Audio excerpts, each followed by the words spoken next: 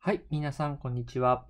Di video kali ini kita akan lanjut belajar biologi di tema 4 ke 5 akan belajar mengenai embryogenesis ya. Jadi embryogenesis itu adalah cabang biologi yang akan mempelajari pembentukan dan pertumbuhan embrio ya. Sekarang kita mulai.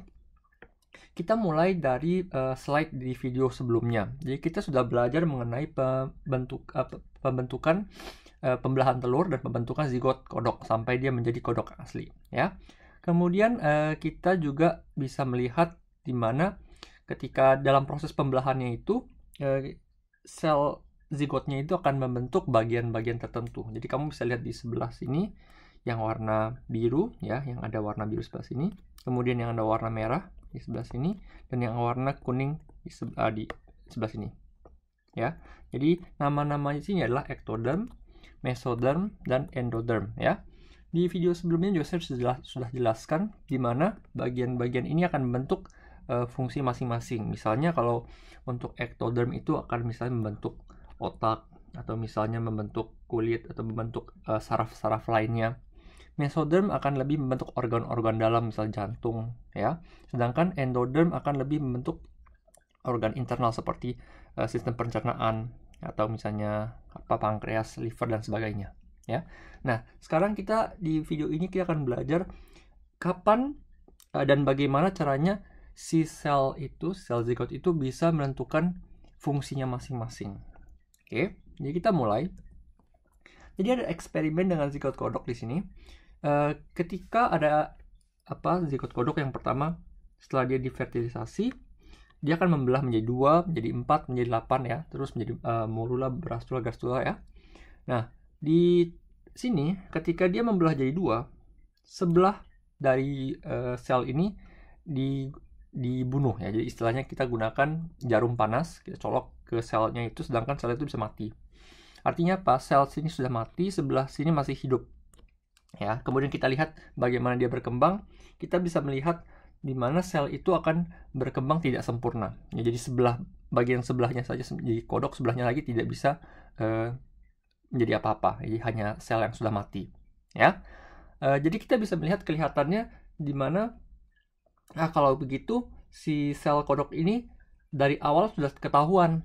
Dari posisi sini kita tahu kalau misalnya bagian ini harus menjadi ini, bagian itu harus menjadi itu, bagian ini harus jadi saraf, yang bagian sebelah menjadi kulit, dan sebagainya.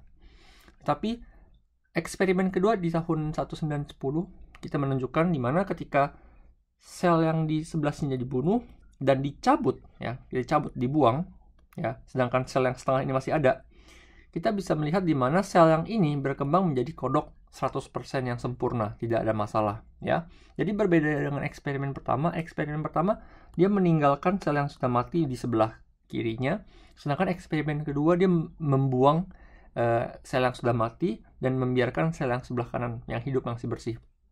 Nah, sel yang ini akan 100% menjadi kodok tanpa masalah. Hanya ya dia pembelahannya akan makan waktu sedikit lebih lama karena yang tadinya sudah 2 harus diulang lagi pembelahannya ya. Jadi dari sini kita bisa menunjukkan di mana ketika di tahap sini si sel itu membelah menjadi 2, menjadi 4, menjadi 8, si sel itu belum menunjukkan fungsi-fungsi tetap. Kamu harus menjadi otak, kamu harus menjadi otot, kamu harus menjadi tulang. Belum ada fungsi seperti itu ya. Jadi kita bisa menunjukkan kalau walaupun dia masih setengah, dia bisa menjadi 100% kodok sempurna. Bagaimana dengan bulu babi? Bulu babi juga sebenarnya sama. Ketika misalnya dia sudah menjadi bagian seperti ini ya, yang kita sudah lihat telurnya dibagi menjadi 2, 4, 8, dan sebagainya. Ketika misalnya si telur babinya itu sama seperti kodok ya, dia ada 2 dibagi 2, kita belah seperti ini. 2 bagian ini bisa menjadi 2 bulu babi tanpa masalah, 100% yang sehat ya. Tetapi seandainya kita punya sel zigot ya, tapi kita belahnya bukan yang seperti biasa, kita belahnya secara vertikal, horizontal ya, secara vertikal ya. Maka dari itu kita bisa melihat bagian atas dan bagian bawah itu fungsinya berbeda ya. Jadi ada bagian yang berbeda, dan yang atas tidak akan menjadi bulu babi yang asli. Yang bawah akan menjadi bulu babi, tapi akan sedikit aneh bentuknya, tidak seperti bulu babi yang normal. Ya, jadi memang kalau kamu lihat secara patternnya ya, kalau memang dia memiliki semua bagian-bagigian yang penting, misalnya ada di 1 di sini, 2 di tengah, 3 di bawah, maka dia bisa menjadi bulu babi tidak dipengaruhi oleh ukurannya, ya. Tetapi seandainya fungsinya diambil, fungsi yang 1 dengan fungsi 2, 3 ini dipisah, maka dia tidak bisa menjadi bulu babi yang dengan normal. Oke. Nah, di sini saya mau memberikan satu kosakata baru di mana telur-telur seperti katak dan bulu babi ini namanya telur-telur yang bisa beregulasi satu sama lain, regulation egg, ya. Jadi ketika misalnya dia dibunuh atau dipisah dan dilihat perkembangannya bagaimana, telur-telur ini, sel-sel ini yang sudah terpisah menjadi setengah pun, dia masih bisa berkembang menjadi satu bulu babi yang normal atau satu katak yang normal, tidak ada masalah, ya. Nah, dibandingkan dengan telur regulasi, kita punya satu contoh lagi mengenai ubur-ubur di sini ya. Ada ubur-ubur. Kalau misalnya ubur-ubur ini kita biarkan secara normal, dia melakukan pembelahan, dia akan menjadi ubur-ubur yang normal seperti ini, ya. Kemudian ubur-ubur ini seandainya kita tes, ketika di dalam pembelahan keduanya ini, itu kita pisah sebelah kiri dan sebelah kanan, kita bisa melihat di mana ubur-ubur ini menjadi tidak sempurna. Dia hanya menjadi setengahnya. Kalau kamu dia punya 8 kaki di sini, dia membentuk hanya 4 kaki di sini. Ya. Seandainya di dalam fase dia memiliki 4 sel di sini, kita pisah semuanya menjadi 4 sel terpisah, maka dia juga akan membentuk 4 ubur-ubur yang tidak normal. Ya, masing-masing 2 kaki, 2 kaki, 2 kaki, 2 kaki. Ya. Jadi kita bisa menunjukkan di sini di mana ubur-ubur itu berbeda dengan katak dan bulu babi, di mana di fase awalnya di sini dia sudah menentukan bagian kamu tuh bagian kaki, bagian kamu tuh bagian otak. Jadi sudah ada peranan-peranannya masing-masing, ya, dari awal. Berbeda dengan tadi, kalau memang misalnya bulu babi dan katak, walaupun sudah dipisah, dia masih bisa membentuk katak 100% normal tanpa masalah, ya. Nah, ini namanya telur regulasi, sedangkan ini namanya telur mozaik namanya, ya. Telur mozaik. Oke. Jadi kita sudah belajar mengenai 2 jenis telur yang berbeda. Oke. Sekarang kita lanjut. Bagaimana caranya sih kita para saintis itu mereka tahu bagian ini menjadi otak, bagian ini menjadi saraf, bagian ini menjadi tulang. Jadi mereka menggunakan teknik seperti ini. Dia ketika posisi zigotnya itu dalam posisi gradual seperti ini, mereka mewarnai semua bagian-bagian selnya itu, dan dilihat bagian nomor 1, nomor 2, nomor 3, nomor 4 itu akan ketika dia melakukan pembelahan dan pertumbuhan pembentukan, bagian nomor 1-nya akan lari kemana, bagian nomor 2 akan lari kemana, bagian nomor 3 akan lari kemana. Jadi semua selnya ketika diwarnain, kita tahu, oh, bagian 1 di sini akan masuk ke dalam, bagian 2 ke sini akan ada di sebelahnya, 3 di sini akan menjadi bagian panjang di sini, dan seterusnya, ya. Jadi memang itulah bagaimana caranya untuk menentukan bagian-bagian dari awal. Nah, dari sini kita bisa menunjukkan kalau di posisi awal sini kita sudah tahu bagian mana yang akan menjadi peranan tertentu. Nah, ini ada di tulis seperti ini, Aljan plan, ya. Jadi misalnya kita pasang di sini adalah lubang pantatnya ketika memang si sel itu masuk ke dalam. Kita tahu kayak tadi ya, 1, 2, 3, 4, 5, 6, 7, 8 dan seterusnya. Kita bisa bilang, oh, bagian atas sebelah sini itu menjadi sel saraf, ya. Di sini jadi kulit. Ini menjadi bagian internal intestine, jadi pencernaan, ya. Pencernaan. Kemudian ini menjadi bagian-bagian organ yang masih belum tertentu, ya. Jadi ada misalnya mengenai organ dalam, ini menjadi tulang belakang, tulang sumsum, ya. Sumsum. Ya. Kemudian bagian atas yang ini menjadi ectoderm, yang ini menjadi mesoderm, yang ini menjadi endoderm. Ya. Jadi dengan teknik mewarnai sel ini kita bisa tahu, oh, bagian mana menjadi bagian apa peranannya menjadi apa ketika dia melakukan pembelahan, ya.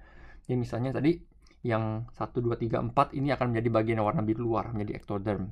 Kemudian 5, 6, 7 ini akan menjadi mesoderm. Kemudian bagian bawahnya akan menjadi yang kuning, endoderm, dan sebagainya. Oke, ini teknik ini namanya localized vital staining method, teknik pewarnaan tertentu. Oke. Nah, sekarang kita lihat ketika kita tahu ada bagian-bagian tertentu, ketika di dalam fase gastrula ini kita sudah tahu, oh bagian ini akan menjadi saraf, bagian ini akan menjadi kulit ya. Misalnya kalau di sebelah sini menjadi saraf, di sini menjadi kulit. Ya, bagian sebelah sini menjadi kulit. Ya, kita mau lihat apakah benar seandainya kita transplantasi, kita pindahkan bagian sel itu ke bagian sel lain, apakah dia akan menjadi saraf atau menjadi kulit, untuk cross check istilahnya ya. Jadi kita punya dua eksperimen. Eksperimen pertama di sini itu fase di mana ketika dalam fase gastrula di sini dia memindahkan bagian sel saraf ke bagian sel kulit ya, dan sel kulit di bagian ke sel saraf. Nah, jadi ketika posisi gastrula ini dipindahkan, ditransplantasi. Oke, apa yang terjadi kita bisa lihat, tentu saja bagian sini akan menjadi saraf ya. Di dalam bagian saraf ini ada bagian kulit ya. Ini ada bagian saraf dan bagian kulit. Nah, bagian yang ini yang tadinya harusnya dia menjadi kulit, dia akan menjadi saraf ya. Jadi yang harusnya dia yang sini tadi ya, yang warna hijau, ini yang tadinya dia menjadi kulit, dia akan jadinya saraf. Di sebelah juga sama. Yang tadinya itu dia sel saraf, bagian saraf, dia akan berubah menjadi kulit. Jadi saraf menjadi kulit. Di sini ya. Jadi bagian sini akan jadi kulit. Bagian sini akan jadi saraf. Oke. Nah, maksudnya dari eksperimen ini adalah ketika kamu melakukan transplantasi di fase gastrula, apapun yang kamu transplantasi di sini akan menjadi bagian yang seharusnya yang ada di sini. Ya. Jadi seandainya dia dipindahkan ke bagian saraf, dia akan menjadi saraf. Seandainya dia dipindahkan bagian kulit, dia akan menjadi kulit, ya. Apapun bagian awalnya itu, jadi tidak pusing. Oke, ini eksperimen pertama. Nah, eksperimen kedua. Ini ketika setelah dia dari gastrula dia melakukan pembelahan, membentuk bagian tulang belakangnya sudah jadi, bagian sistem saraf sudah jadi. Bagian ini, sel ini namanya neurula ya, yang tadi bagi sama seperti ini, sama ya. Ketika dalam fase neurula ini, bagian yang seharusnya menjadi saraf ada di sini, bagian yang seharusnya menjadi kulit ada di sini, kita pindahkan ya. Kita pindahkan di fase neurula. Kita transplantasi di fase neurula. Apa yang terjadi adalah ketika kita taruh kulit di bagian saraf, maka kita bisa lihat di dalam otaknya dia akan terdapat kulit ya. Sedangkan ketika kita pindahkan kulit di dalam saraf, kita pindahkan saraf di dalam kulit, kita bisa melihat di kulitnya di sini akan terbentuk otak baru. Ya, akan terbentuk otak baru. Seperti itu. Oke. Nah, kita bisa lihat eksperimen kedua hasilnya ada di sebelah kanan. Seperti ini, di mana kita bisa lihat misalnya bagian sebelah sini ya. Bagian sebelah sini itu yang tadinya harusnya menjadi saraf dipindahkan ke bawah. Kemudian kita bisa lihat dia membentuk otak baru sini. Ya, di sini membentuk sistem saraf baru, membentuk otak baru, dan di sini dia membentuk embrio yang kedua, ya, secondary embryo. Nah, ini embrio yang awal. Jadi seharusnya dia hanya memiliki satu makhluk hidup di sini, dia akan membentuk otak yang kedua di sebelah sini. Oke, jadi ini adalah hasil dari eksperimen kedua. Nah, yang mau dijelaskan dari eksperimen kedua adalah berbeda dengan fase eksperimen pertama. Di dalam fase neurula, ketika kamu transplantasi di posisi ini, apapun yang kamu transplantasi akan menjadi yang sudah ditetapkan, ya. Jadi seandainya dia sudah menjadi saraf, dia kamu pindahkan akan tetap menjadi saraf. Yang jadi kulit kamu pindahkan akan tetap menjadi kulit, ya. Nah, artinya di dalam eksperimen 1 dan 2 kesimpulannya apa? Pembelahan dari fase gastrula menjadi neurula di tengah-tengah ini ya, di tengah-tengah ini, di fase tengah-tengah ini adalah fase-fase yang menentukan, oh kamu tuh harusnya menjadi sistem saraf, kamu harusnya menjadi kulit, seperti itu ya. Jadi kalau misalnya ditanya di fase apa sih binatang itu sudah sel itu sudah ditentukan fungsinya adalah fase di antara fase gastrula dan fase neurula. Oke. Berikutnya kita akan lanjut belajar mengenai induksi ya. Jadi maksudnya apa? Tadi kita sudah tahu di mana bagian kulit itu dipindahkan menjadi saraf. Berbeda dengan fasenya, dia akan tetap menjadi kulit atau berubah menjadi saraf ya. Itu semua tergantung dari proses yang namanya induksi ya. Proses induksi ini adalah proses yang menunjukkan bagaimana caranya si sel itu bisa berubah ya. Jadi kalau saya langsung kasih tahu kesimpulannya adalah pengaruh dari mesoderm ini sangat penting ya. Jadi kita punya bagian ya tadi ya, ketika ada lubang pantat di sini ada ektoderm, kemudian di dalam ada mesoderm, dan di bawah ada endoderm. Maka bagian mesoderm ini yang adalah yang akan bekerja, yang akan sangat mempengaruhi peranan-peranan pembelahan di dalam satu sel zigot itu ya. Jadi seandainya kamu lihat mesoderm di sini, dia akan memberikan zat-zat penting ya, dia akan memberikan faktor-faktor penting ke dalam ektoderm di sini, sehingga ektoderm di sini dia akan berubah menjadi saraf. Oke. Jadi seandainya ektoderm ini kan lokasi dekat dengan mesoderm sebelah sini ya, maka di yang atas dia akan menjadi saraf. Sedangkan bagian bawah di sini, bagian bawah ini dia tidak akan dipengaruhi oleh mesoderm. Dia tidak akan menerima senyawa-senyawa dari mesoderm sehingga dia akan tetap menjadi kulit ya. Sedangkan yang atas karena dipengaruhi oleh mesoderm, dia akan berubah menjadi saraf ya. Jadi ini adalah proses induksi. Kesimpulannya adalah pengaruh dari mesoderm. Nah, contohnya kita dalam pelajaran induksi di SMA Jepang yang paling sering keluar adalah proses pembentukan mata ya. Jadi kita bisa lihat ketika bagian ektoderm itu dia dekat dengan mesoderm, maka dia akan menerima senyawa-senyawa tertentu sehingga dia bisa membuat saraf ya. Setelah dia membuat saraf, dia akan membentuk otak di sini ya, cara membentuk otak. Nah, proses induksi itu tidak hanya mesoderm. Jadi setelah satu fungsi tertentu, misalnya dia sudah membentuk otak atau misalnya dia membentuk organ tertentu, maka organ itu akan mempengaruhi pertumbuhan pembentukan di organ berikutnya. Oke. Jadi seandainya kita punya sini, ini adalah cerita zigot cicak ya, cicak. Bagaimana cara pembentukan mata di cicak? Pertama dari mesoderm, saya tulis ya, dari mesoderm ke ektoderm dia akan memberikan senyawa sehingga dia bisa membentuk otak di sini. Dari sistem saraf akan membentuk otak di ektodermnya. Oke. Setelah itu otak akan memberi signal kamu harus punya mata di sini. Maka disinilah dia pertama kali membentuk lubang bagian yang akan menonjol untuk membuat mata di sini. Setelah dia sudah membuat bagian yang menonjol di sini, dia akan memberikan signal kepada ektoderm lagi di luar. Kamu harus memberikan tonjolan baru seperti ini. Kamu harus membuat lensa. Di sini dia akan membentuk lensa sini, yang biru ini ya, yang kuning ini ya. Ini akan membentuk lensa mata. Ya. Saya sudah punya mata, saya sudah punya lubang, kamu harus buat lensa untuk menangkap cahaya.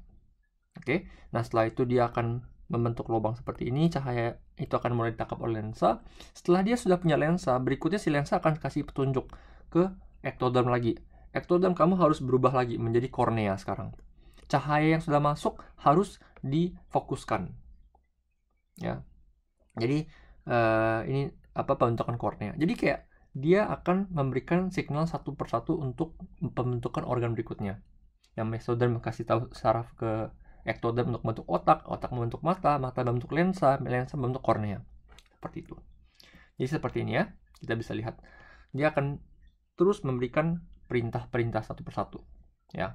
Jadi kalau kita lihat yang pertama, kita punya di sini sel zigot yang tengah, dia di bagian tengah sini ya, di bagian tengah sini, di kutub bawahnya sini kan adalah menjadi bagian kulit. Oke. Dari bagian kulit ini dia akan memberikan signal, oh kamu akan menjadi lubang pantat di sini. Jadi sini ada lubang pantat. Setelah itu dari situ dia akan membentuk lubang yang tadi terbentuk mesoderm dan ektoderm, dan si mesoderm akan kasih perintah ke ektoderm. Mesoderm akan kasih perintah ke ektoderm, kamu harus buat saraf. Kamu buat saraf. Setelah buat saraf, kamu buat otak, kamu buat mata. Ya. tadi ya. Setelah buat mata, mata itu akan kasih perintah ke ectoderm lagi. Kamu harus buat lensa. Lensa sudah jadi, lensa kasih petunjuk lagi ke ectoderm. Kamu harus buat kornea. Seperti itu. Ya, jadi dia akan terus berlangsung satu persatu. Oke, jadi ini adalah bagaimana caranya si sel zigot itu akan melakukan pembentukan organ-organ tertentu dalam proses induksi. Baik, itu saja untuk video kali ini. Saya akan ketemu kalian di video berikutnya. Terus semangat belajar. Benkyou gambatte kudasai. Sayonara.